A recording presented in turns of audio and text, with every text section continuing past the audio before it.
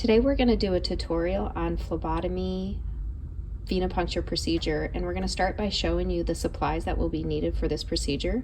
So today you're going to need hand sanitizer, a set of gloves that are well fitted, a tourniquet. You're going to need a vacutainer holder and a vacutainer needle.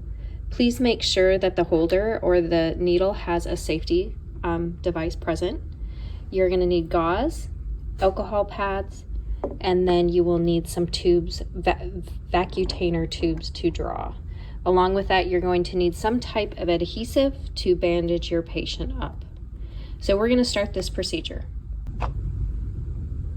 Okay, we are going to start by washing our hands with either hand washing or hand sanitizer.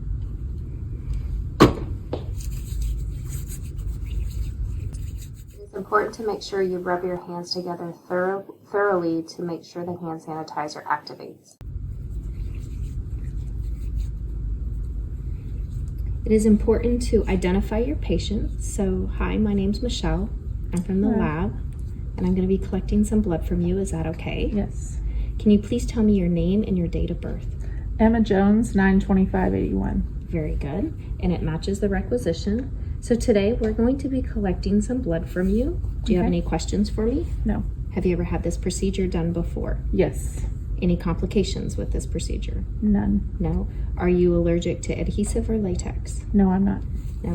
And are you on any medications today? No. Okay, very good. Well, this procedure should take less than 5 minutes. We're just going to get some blood work that your doctor has ordered, and then you'll be on your way. Perfect. Next, we're going to apply the tourniquet. It's important to apply the tourniquet about 3 finger widths from the antecubital area, which is located right here. We're going to place the tourniquet above on that arm, and you want it to be nice and tight. Next, you're going to palpate for a vein. Can you please make a fist for me? When palpating, palpate from left to right.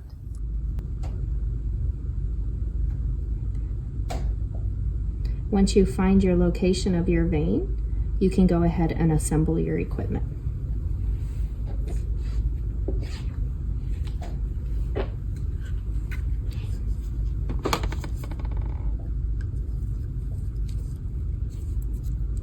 It's important to make sure that the tourniquet is not left on for more than 1 minute, but that is quite a bit of time, so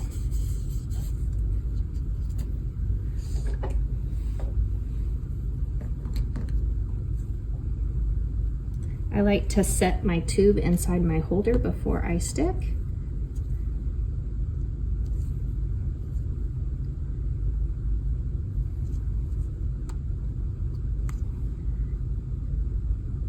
You can relax your hand, and you want to make sure that the tubes fill fully.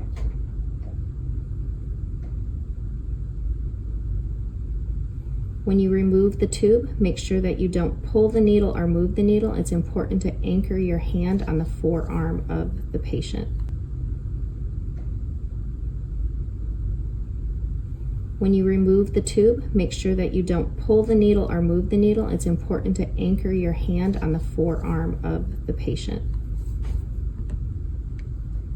And then add the next tube without moving the needle. And when the last tube is on, go ahead and remove the tourniquet. And once the last tube is full,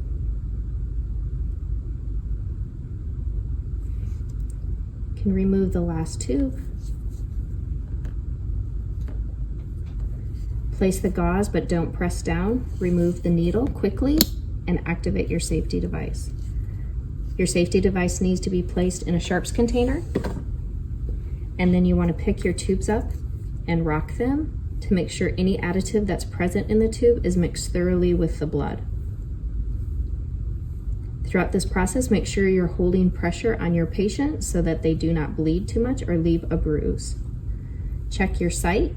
If there's no bleeding, you can then apply adhesive. Would you like Coban or tape? Tape is fine. Okay. Place a piece of tape. Clean up your space. Throw all your used supplies away. You're going to label your tubes with the patient's first name, last name, and date of birth, and the phlebotomist initials, date, and time. Check with the patient. Is this correct? That's correct. Very good. And you are free to go. Thank you. Make sure to remove your gloves at this time and dispose of your gloves in trash and wash your hands one more time before you leave the room.